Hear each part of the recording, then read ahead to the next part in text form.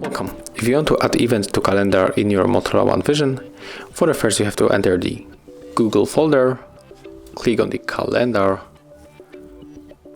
and right now when you're using this application for the first time, you have to click on this arrow 2 times, then use this button. Next, click here and choose the type of the event. I will go for event, of course. And right now we have to add the title right here. So let's type here hard reset. Then we can set up other things, like we can change the color, we can add description, and also we can change the time zone. As you can see, if you do everything, just click on the save, and here it is, our event is set up. Thank you guys for watching. Leave thumbs ups, comments, and of course subscribe to our channel.